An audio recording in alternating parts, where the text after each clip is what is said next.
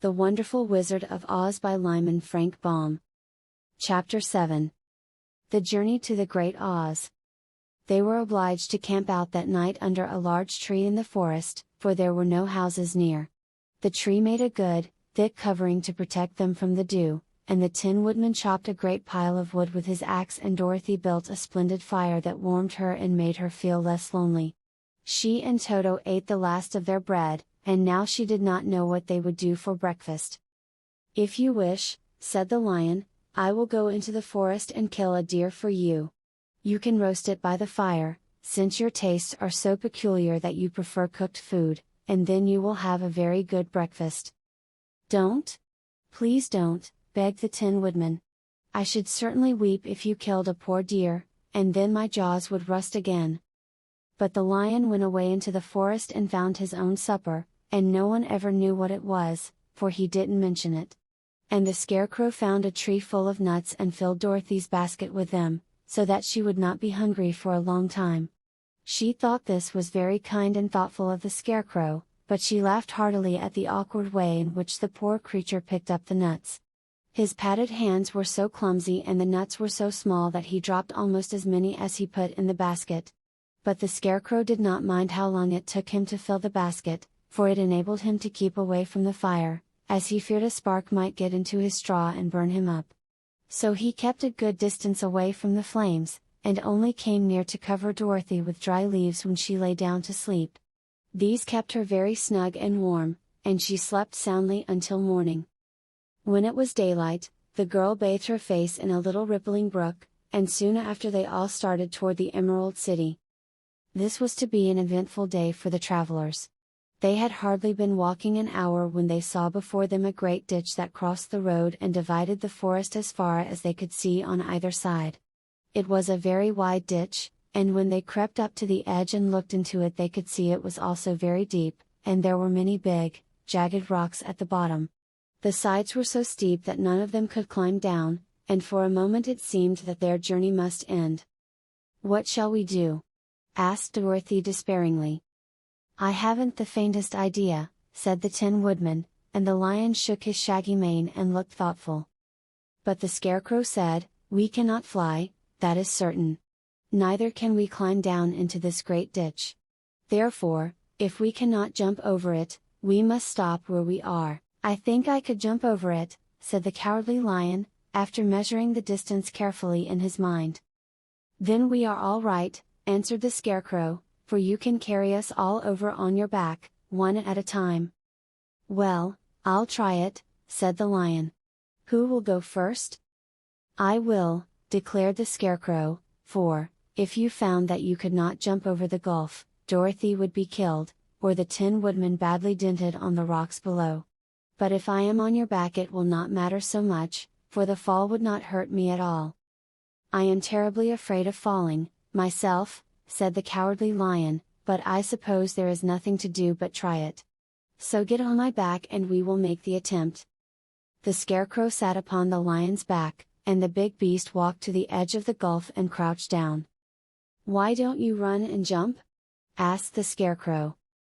"Because that isn't the way we lions do these things," he replied. Then giving a great spring, he shot through the air and landed safely on the other side. They were all greatly pleased to see how easily he did it, and after the Scarecrow had got down from his back the Lion sprang across the ditch again. Dorothy thought she would go next, so she took Toto in her arms and climbed on the Lion's back, holding tightly to his mane with one hand. The next moment it seemed as if she were flying through the air, and then, before she had time to think about it, she was safe on the other side. The Lion went back a third time and got the Tin Woodman, and then they all sat down for a few moments to give the beast a chance to rest, for his great leaps had made his breath short, and he panted like a big dog that has been running too long. They found the forest very thick on this side, and it looked dark and gloomy. After the Lion had rested they started along the road of yellow brick, silently wondering, each in his own mind, if ever they would come to the end of the woods and reach the bright sunshine again. To add to their discomfort, they soon heard strange noises in the depths of the forest, and the Lion whispered to them that it was in this part of the country that the Kalidas lived. "What are the Kalidas?" asked the girl. "They are monstrous beasts with bodies like bears and heads like tigers," replied the lion, "and with claws so long and sharp that they could tear me in two as easily as I could kill Toto. I'm terribly afraid of the Kalidas."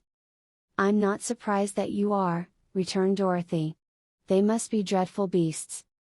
The lion was about to reply when suddenly they came to another gulf across the road.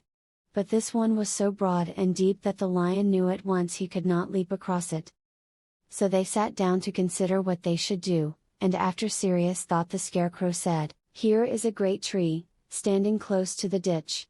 If the Tin Woodman can chop it down, so that it will fall to the other side, we can walk across it easily." "That is a first-rate idea," said the lion.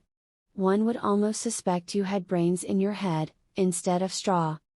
The woodman set to work at once, and so sharp was his axe that the tree was soon chopped nearly through. Then the lion put his strong front legs against the tree and pushed with all his might, and slowly the big tree tipped and fell with a crash across the ditch, with its top branches on the other side. They had just started to cross this queer bridge when a sharp growl made them all look up, and to their horror they saw running toward them two great beasts with bodies like bears and heads like tigers. "They are the Kalidas," said the cowardly lion, beginning to tremble. "Quick!" cried the Scarecrow. "Let us cross over." So Dorothy went first, holding Toto in her arms, the Tin Woodman followed, and the Scarecrow came next. The lion, although he was certainly afraid, turned to face the Kalidas, and then he gave so loud and terrible a roar that Dorothy screamed and the Scarecrow fell over backward, while even the fierce beast stopped short and looked at him in surprise. But, seeing they were bigger than the lion, and remembering that there were two of them and only one of him, the Kalidas again rushed forward, and the lion crossed over the tree and turned to see what they would do next. Without stopping an instant the fierce beast also began to cross the tree. And the lion said to Dorothy, "We are lost, for they will surely tear us to pieces with their sharp claws. But stand close behind me, and I will fight them as long as I am alive." "Wait a minute!" called the Scarecrow. He had been thinking what was best to be done, and now he asked the woodman to chop away the end of the tree that rested on their side of the ditch. The Tin Woodman began to use his axe at once, and, just as the two Kalidas were nearly across, the tree fell with a crash into the gulf, carrying the ugly, snarling brutes with it, and both were dashed to pieces on the sharp rocks at the bottom. "Well," said the cowardly lion, drawing a long breath of relief, "I see we are going to live a little while longer, and I am glad of it, for it must be a very uncomfortable thing not to be alive. Those creatures frightened me so badly that my heart is beating yet." "Ah," said the Tin Woodman sadly, "I wish I had a heart to beat." This adventure made the travelers more anxious than ever to get out of the forest, and they walked so fast that Dorothy became tired, and had to ride on the lion's back. To their great joy the trees became thinner the farther they advanced, and in the afternoon they suddenly came upon a broad river, flowing swiftly just before them. On the other side of the water they could see the road of yellow brick running through a beautiful country, with green meadows dotted with bright flowers and all the road bordered with trees hanging full of delicious fruits. They were greatly pleased to see this delightful country before them. "How shall we cross the river?" asked Dorothy. "That is easily done," replied the Scarecrow.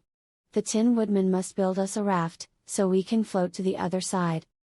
So the woodman took his axe and began to chop down small trees to make a raft, and while he was busy at this the Scarecrow found on the riverbank a tree full of fine fruit.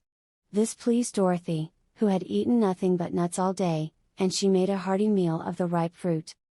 But it takes time to make a raft, even when one is as industrious and untiring as the Tin Woodman, and when night came the work was not done.